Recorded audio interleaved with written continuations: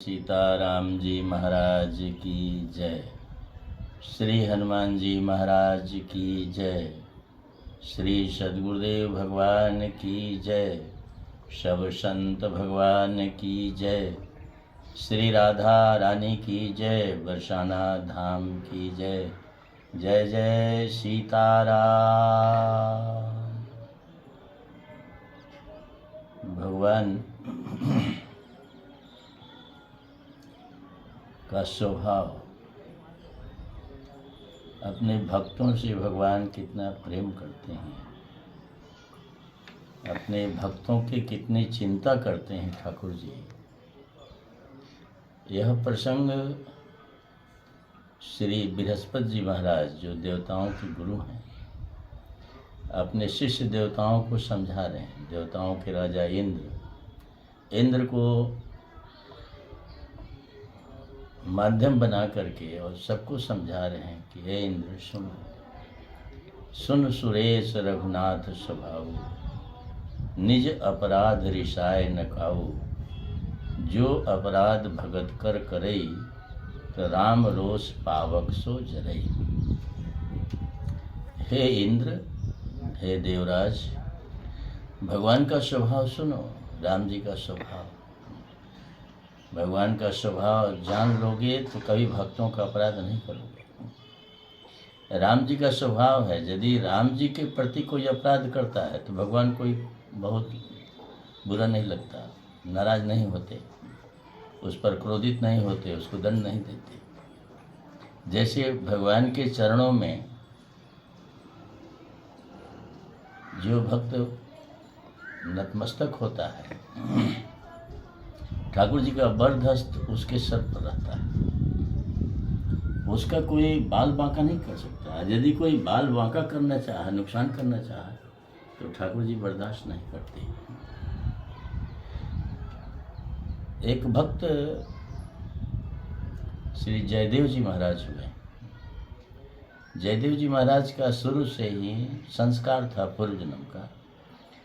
शुरू से बाल्यावस्था से उनका मन संसार से एकदम विरक्त रहता था, एकदम शांत चित्त, अकेले भगवत चिंतन, भगवत आराधना में लगे रहते थे। पूर्व जन्म के संस्कार थे।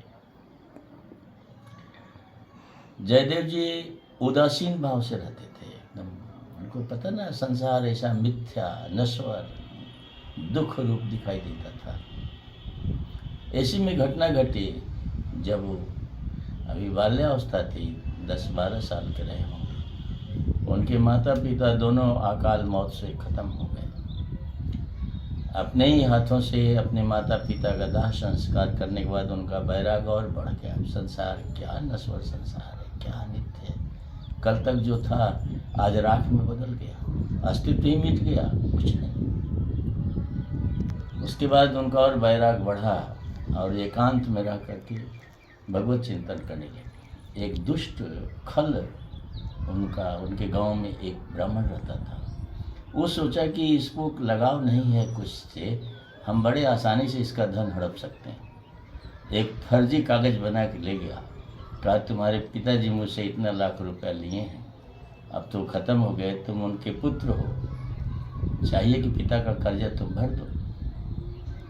इनका तो कोई आसक्ति थी नहीं घर परिवार और जगह ज़मीन से। इन्होंने कहा मेरे पास तो कुछ नहीं है, मेरा घर है और सब है, जो हो सो ले लो।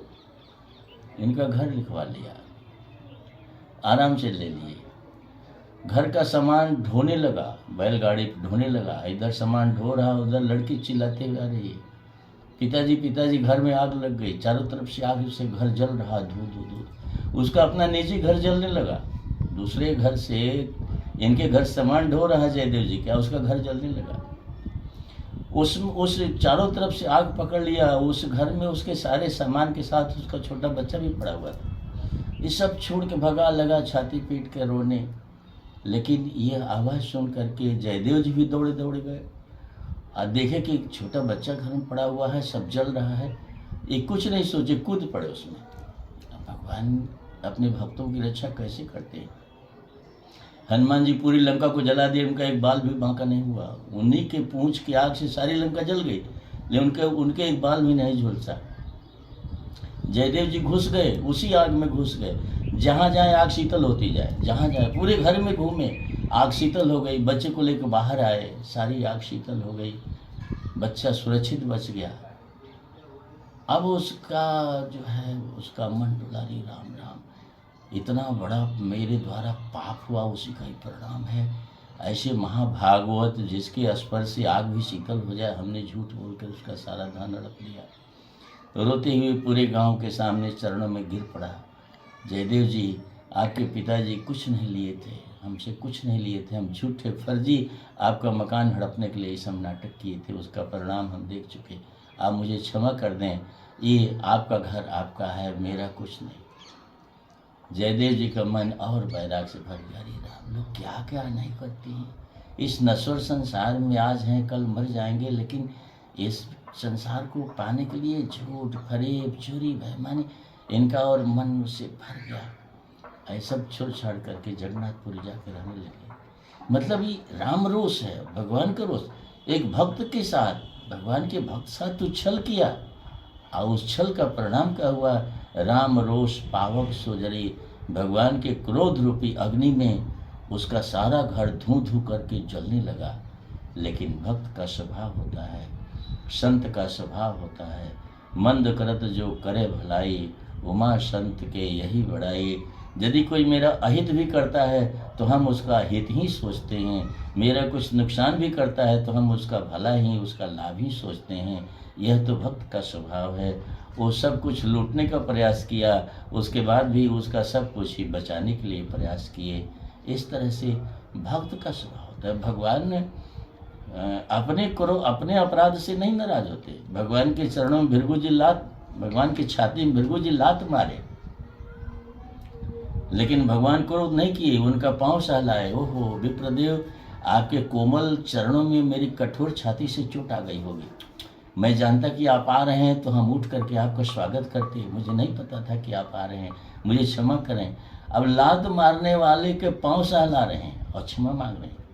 अपने अपराध से भगवान नाराज नहीं होते, लेकिन भक्तों का अपराध हो जाए। अम्बरीश का दुर्वासा जी अपराध किए, उनका अनिष्ट सोचे, तीनों लोकों में घूम आए, उनकी कहीं रक्षा न हुई। भगवान की शरण में भी गए, भगवान ने भी टुकरा दिया, मेरे यहाँ तुम्हारे लिए कोई जगह नहीं है, ये मेरा चक्र तो अम्बरीश का है, वहाँ जाओ, अम्बरीश से जाओ, अम्बरीश क्षमा मांगो। फिर अम्बरीश के पास आए, अम्बरीश से हाथ जोड़ करके निवेदन किए, अम्बरीश चरणों में गिर पड़े। महाराज, आप ब्राह्मण हैं, ऋषि हैं, हम हर तरह से आपके सेवक हैं, क्या इस चक्र को शांत करो। यह तीनों लोगों ने मुझे परेशान किया, मुझे मार डालेगा, कोई रक्षा नहीं कर सका, भगवान भी नहीं रक्षा कर सके, तेरे पास भेजे हैं।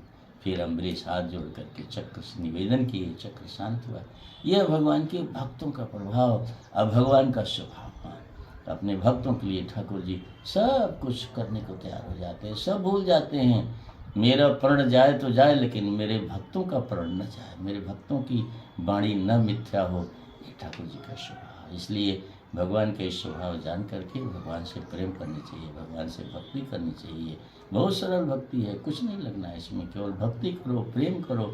एक कुत्ता से प्रेम करते हैं, भगवान से प्रेम नहीं कर सकते, खूब प्रेम करो भगवान से। श्री सीताराम जी महाराज की जय। श्री राधा कृष्ण भगवान की जय। श्री हनुमान जी महाराज की जय। सब संत भगवान की जय। जय जय सीताराम।